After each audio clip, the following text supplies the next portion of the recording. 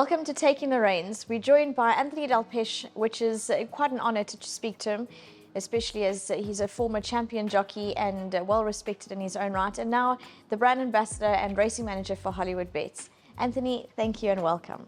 Only a pleasure. I just wanted to get into the real beginning part of when you first arrived at the academy and everything was new. How did you take to the new environment and the new experiences? Well, it was very, very strange for me to have gone to the academy because I just came from Seychelles and I came here for education more than anything else because the education was so poor. And I went to Glenwood High School, and from the beginning everybody said, you must become a jockey, you're so small. And obviously English I struggled because I could only speak French. So it was an easy way of getting out, and then I used to watch races, and then I said, Dad, everyone said I must become a jockey. So I applied, never sat on a horse, never knew. I just thought it was going to be a sport getting out of school. Anthony, when you first went to the academy, no experience about horses. How was the beginning part? Because it involves grooming and mucking out the stables and actually having to deal with a huge horse that, I mean, they're enormous. They're 500 plus kilos. Yeah, it was pretty scary in the beginning, obviously. Never touched a horse, never been around horses. And yeah, it was a scary experience, but I was quite excited because I was a very good sportsman, and I wanted to actually get onto the horse already and start riding it. So it was, yeah, a fantastic experience. Could you describe your passion for being a jockey? Do you know the moment that started, or did it just grow with your career? It grew because as in the beginning it was like, for me it was like more get away and to do a sport and get away from school. So I think the real time that I started really finding the passion is when I started riding in races. And then when we started riding winners, obviously, then you started riding very good horses in the morning, and that's when you really started having that passion and understanding that this is going to be my career. Actually, in the beginning you think it's just a sport, you know, but now you're starting to realize this is going to be my career. Do you remember your first winner? Yeah, my first winner was for Colin Lee, a horse called Thrasher. The moment, did you think the horse would win? Building up to it, were you starting to get butterflies and sort of that, is it going to be my day today? Because it's quite a big milestone for an apprentice. Yeah, the funny thing is, my first winner I went in the second box.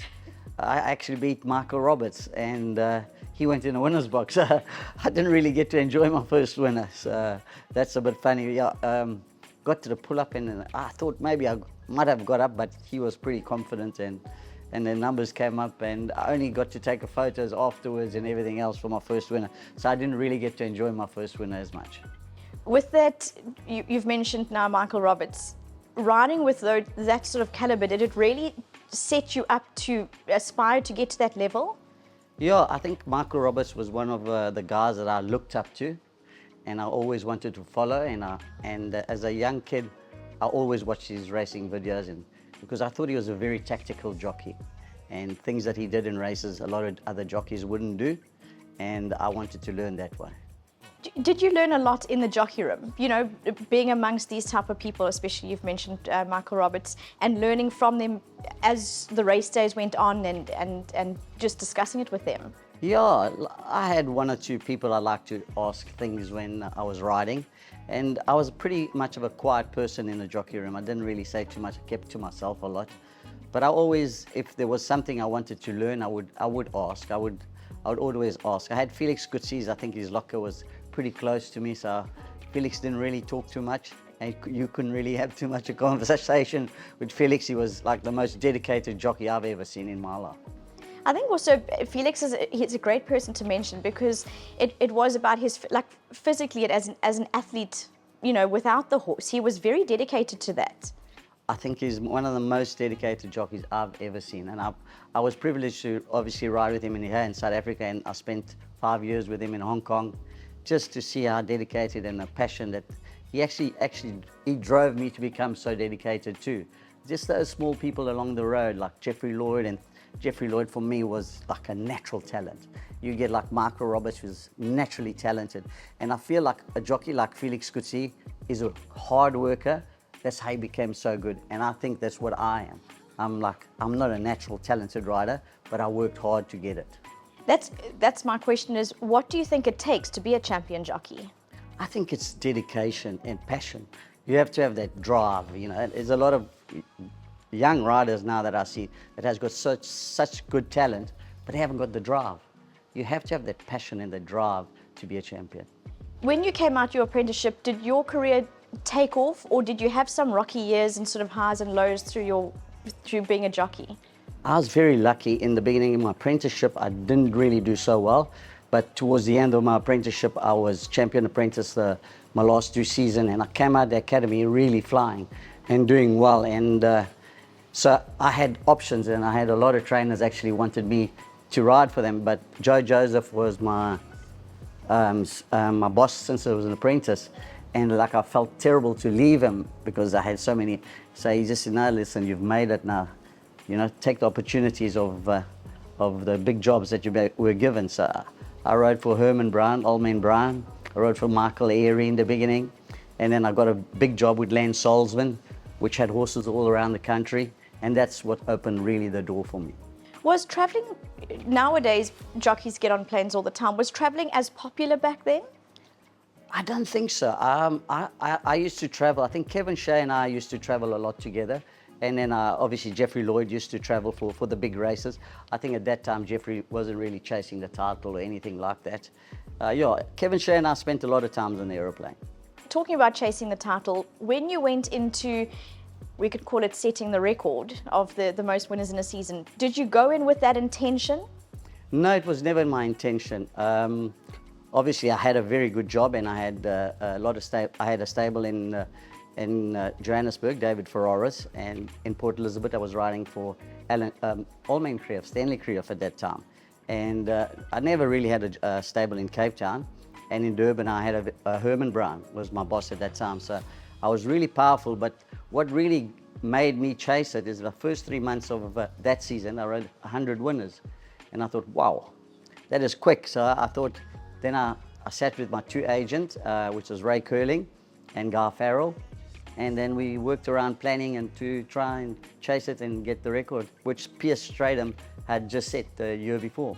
She said, when looking at it, did you think, okay, even though you've got these 100 winners under the belt, did you think it was achievable?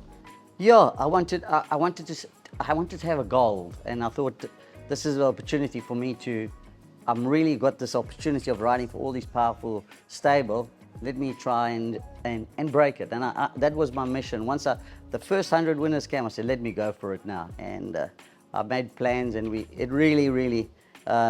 had good organization, good people around me, and yeah. And listen, towards the end, I never thought I was going to break it, because I think you start trying too hard, and I was trying a little bit too hard, and it took a little bit longer to break Pierre's record, but yeah, eventually did. Physically, it takes a toll because you're riding often, and like you said, you almost can't miss a beat. What does it take from both a physical and a mental state to actually tackle the record? Well, physically, it's really tiring. You don't really get any family time. You come home late in the evening, and the next day early morning, either work straight from work straight to the airport, shower at the airport, and get on the aeroplane. So you have absolutely no family time. And it drains you. It really, really drains you. It took me, after I broke the record, I went away for a month. It took me amount of time to really find myself again, because I was actually mentally finished, tired. And you were a natural lightweight jockey. Did that come into it too? Did you start sort of almost just riding a little bit heavier just to have that buffer zone for you? Yeah, you do get a bit lucky because you're doing so well and you're getting all the choices of the rides. So you tend to don't want to pick the light rides. You do get the heavy rides, except when it comes to a big race and the horse had a light weight and I had to lose a bit of weight, obviously, then I would have to get down. But I tried not to choose the light rides. You've touched on, the people you had around you. How important is the team, the support system and the team when, during that journey? Yeah, it's very difficult because I'm permanently on the road, so I'm on the aeroplane, and obviously scratching's going, and then obviously my agent wants to get hold of you. We used to take 3 rides in one race and then maneuver the way out at the end. So he would phone me and say, listen, which one do you want to ride? And because I'll be doing the work in the morning, so I'd know a little bit more than him. And it was interesting. It was very good. What can you look at firstly from the lows during that racing season? I think the lows when I fell and I fractured my collarbone, and I thought I had to be out for a while. But I rode with painkillers through that. I used to get home, I couldn't lift my arm up. I used to take suppository painkillers just to make it through the races. It took me like a month for the arm to actually start being 100%. So I was permanently riding on painkillers. She said, then from that, that's a terrible low, because I mean, being that uncomfortable, and I think the thing people don't realize about riding is that you have so many quick muscular responses, you can't sort of guard yourself, so you're completely raw and exposed. Yeah, listen, I rode with a lot of pain, but we used to, I think a lot of jockeys still do it. We ride with a lot of pain because you can't afford to miss out on it. That one horse could be the champion, and that one race meeting could be important. So you couldn't afford to miss those meetings. So you sacrifice. And towards the end of my career, and I said, I am not riding in pain anymore. I've gone through it too much. But those kind of things are jockeys that are dedicated, that really passionately wants to achieve something. I think you'll get some of the guys that say, I'd rather just get myself right. But a lot of the top riders rides with a lot of pain. I think that's saying when the going gets tough, the tough get going. That probably emulates who you were during that season. Yeah, I think if you read about the top jump jockeys that would ride with broken collarbones and things like that. I mean, AP McCoy, I mean, listen to his stories, the pain that he went through and riding with broken bones and over the jumps. It just shows you the passion and dedication those guys have got. They just don't want to give up that one race meeting. I know during that season, hitting 334 winners must have been the highlight, but are there any moments through that time that were real highs that you really just absorbed the moment and thoroughly enjoyed it? I don't really remember it because you just permanently just thinking of the next race meeting. So I don't think there was any real high. I think the real high for me was when I broke it. I remember that day, it was at a Newmarket racecourse, and I eventually got it. I thought, wow, now I can relax and enjoy the rest of the season that's left. That was obviously a real high in your career. Are there any moments that you can remember? Because it doesn't always have to be the best horse. Sometimes they just mean a little bit more. Yeah, I think probably my real high is obviously lucky enough to have won for Hollywoodbets Durban July now. I've won the Vodacom, I've won the Rothmans July. So yeah, those were real big highlights because as a kid, the apprentice growing up, everyone wants to win the July. It was the race everyone wanted to win.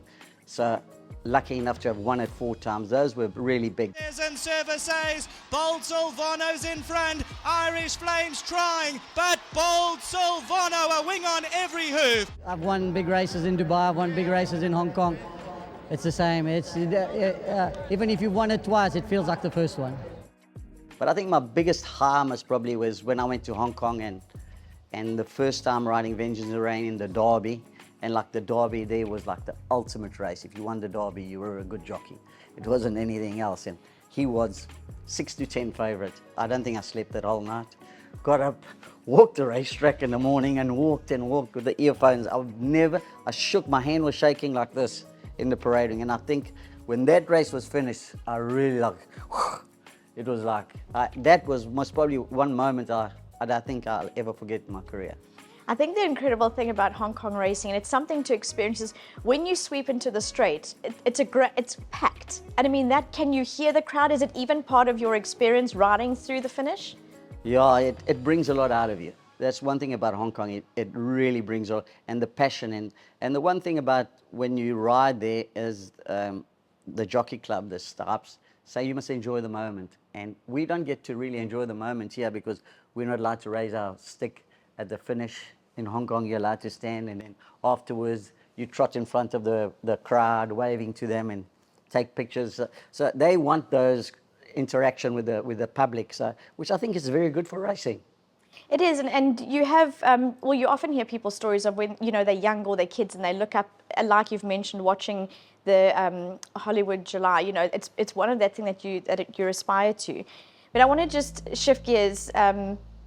I think it's something that's never really spoken about, and it's important to discuss, is life after being an athlete. Like, how do you find the same joy? Is that something you've had to transition through and almost battle with? I struggled. I get emotional when I talk about it, but I struggled for a year and a half.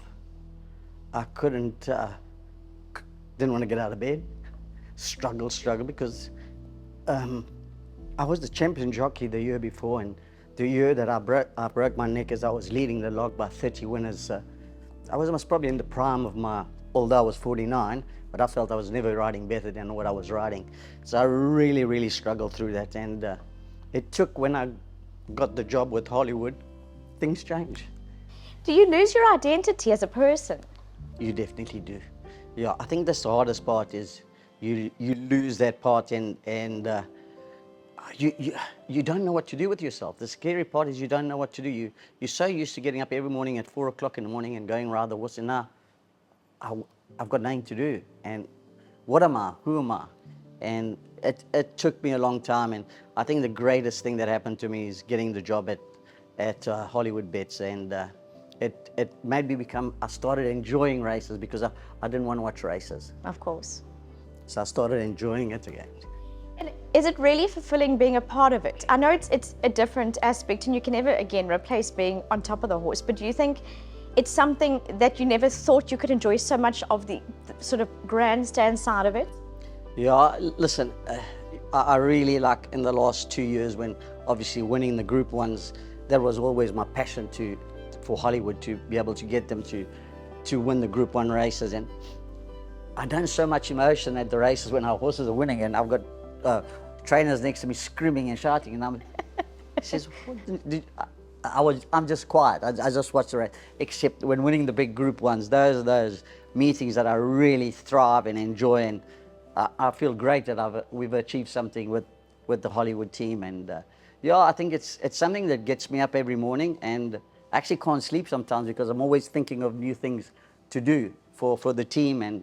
And yeah, it's changed me to actually maybe become a jockey again, but in a different position as a racing manager. I think the same way, and I've got the same drive. Part of being the racing manager, it's quite a huge undertaking, because Hollywoodbets, or the Hollywood Syndicate rather, has a spread, I mean, it's a countrywide, and there's a lot of communication that needs to go through. Yeah, it is a lot of horses, but I've got a very good team behind me, and I've got a lot of people that does help me. But it is a big job, it is a big task, and a big responsibility.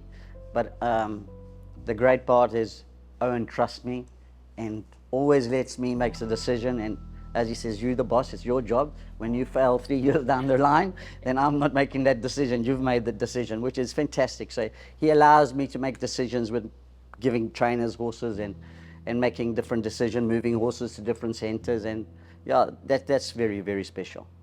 With your role as racing manager and brand ambassador for Hollywood, what are some of the highlights that you've experienced thus far? Well, I think the very first highlight is when our first 100 winner I had for the syndicate. For me, that was a great achievement, because I wanted to achieve that. And obviously, winning 5 Group 1s last season, I mean, for me that is a real, and I always tell Owen, it is a very, very difficult to win a Group 1. As a jockey, it was very hard. You appreciated it. So to have had 5, I think it was really, really fantastic. This season we haven't had one yet, which shows you how difficult it is. And yeah, I look for the big days. Those big days means a lot to me. And obviously we're growing now, so obviously the numbers are getting bigger, and we're having more winners. And yeah, I enjoy every winner. Of course I enjoy it. Like yesterday we had 2 winners in short-haired second. Wherever I am driving, I'm still watching the races. I don't know how I haven't had an accident, because I love it so much, So yeah. What do you think it takes to win a Grade 1 race? I think obviously you've got to have the horse. It's so important. If you don't have the horse, you can't do it. And then obviously you also got to do a lot of homework, and obviously have that thinking in the race. When you go in the races, have a plan of step 1, if the paces run slow, where I'm going to be if the paces run fast. And have the trainer to have the trust in you to be able to ride your own race, because I see a lot of trainers really tires the guys down, and I can see the mistake they make. Even on some of our horses, the mistake they make. And that's why Owen uses me to actually communicate with them and I study the form before I go to races, and I like to pick some of the jockeys' brains and say, listen, how are you going to ride the race? And some of them haven't got an idea. I've got to be honest. Some of them come there and say, no, how do you want me to ride the race? I said, well, didn't you look how you'd like to ride the race? And I think that's so important. You've got to be able to know how you're going to ride the race, who's your opposition, where's your opposition in a race. I always knew that. And I think Group 1 races, those are things that you should, as a jockey, know. Okay, the horse I have to beat is going to be at the back, the pacemaker, where is he, and things like that. I think it makes it easier for you when you're riding a race. It makes you more confident. Do you think that, taking all of that into account, do you think that there's still that intangible, magical element that just gets your horse's nose down in front? I think, yeah, sometimes when you're riding so well and you're just riding winners, I think you see things before other jockeys will see. I'd make the right decision at the right time. It's because you've got so much confidence. It makes that big difference. With Hollywoodbets going forward, what are you looking forward to? Well, I'm looking forward to obviously winning more Group 1s. That's my biggest goal for them, and just having one day become the champion owners. And that's my goal, and we've come close, but I'm sure it'll get there soon. There's also an all-round aspect where the Hollywood Syndicate has almost added to the sustainability of the sport, and also supporting a lot of trainers that might not have made it this far. Yeah, we have supported a lot of trainers, and as the racing managers, I get phone calls every day. Everybody wants support from Hollywood, because Hollywood is supporting so many battling guys that really doesn't really have any horses. And it's the difficult part is you can't help everybody. You can only help so many people. And also what you also got to remember, you want to achieve something with Hollywood. So I've also got to have that picture that, okay, this horse I want to give it to this trainer because I believe he can do that with me. It's not saying the other trainer is worse than the others, but you've got to have those plans in your head. And yeah, listen, they do so much for racing. It's unbelievable. And what makes me actually upset is sometimes listening to the bad comment that people does have. And if they really look at the big picture, and they should be saying thank you very much to Hollywood. Anthony, the sales, how involved are you at the sales with Hollywoodbets? Yes, I am involved. Obviously, I do. Joe now is Miss Journey works with me, and Trevor Brown's just come on board with the Hollywood also. And yeah, I do obviously purchasing the horses. We go first, Joe picks the horses, and we all sit down together and work out a price for the horse. And yeah. When it comes to the sales, is it something you ever experienced as a jockey? No, totally different. It is actually when you're actually bidding and buying a horse, I'm actually sweating sometimes, and I'm saying, I've never done this before. But yeah, it's been enjoyable, and yeah, I mean, and you know, obviously now we buying better quality horses, which is really enjoyable. What has been your most exhilarating / scary moment in connection to the sales? Well, I think it's when we bought the Hawam by Sparkling Water for 5 million. I was given, the boss said, I want the horse. So obviously I've got a bid on the horse. I said, how much? So he said to me, he says, no, I just want the horse. So anyway, sitting outside, and obviously the bids are going. I was at the back, nobody with me, and the bids kept on going up. And I was almost like saying, I want to speak to him. What do I do? And obviously Owen wasn't around, and yeah, we ended up purchasing the horse for 5 million. I think I was shaking, but it was thrilled. It was a great moment. Afterwards, he talked about it to me. He says, "How was that?" I said, "I was so nervous. I think I was more nervous than when I was just started riding in a race. So that's how nervous I was." Is it just the fact that the number's so huge, or is it the whole bidding experience that are you, aren't you, can I keep going? Well, the number's so huge, and you don't know when you're going to stop. Because I was told I want the horse. So, and then they was just kept on going. So obviously I was saying there's got to be a limit somewhere. I've got to stop. But listen, it was thrilled. It was a good laugh afterwards, and yeah, fantastic. Well, it's wonderful to see you involved in the industry, and also getting all these highs and lows on the other side of the fence, not just on the horse. Yeah, of course. Yeah, this is all the greatest part of my journey that I'm really enjoying now. And listen, I've really been given a gift working for Hollywood. Anthony, all the best. Thank you very much for joining us. Thank you. Lovely to hear the highs and lows, not only on the racetrack with Anthony aboard the horses during his wonderful and successful career, but also off now with Hollywood, and all those highs and lows, including bidding at sales and winning those grade ones.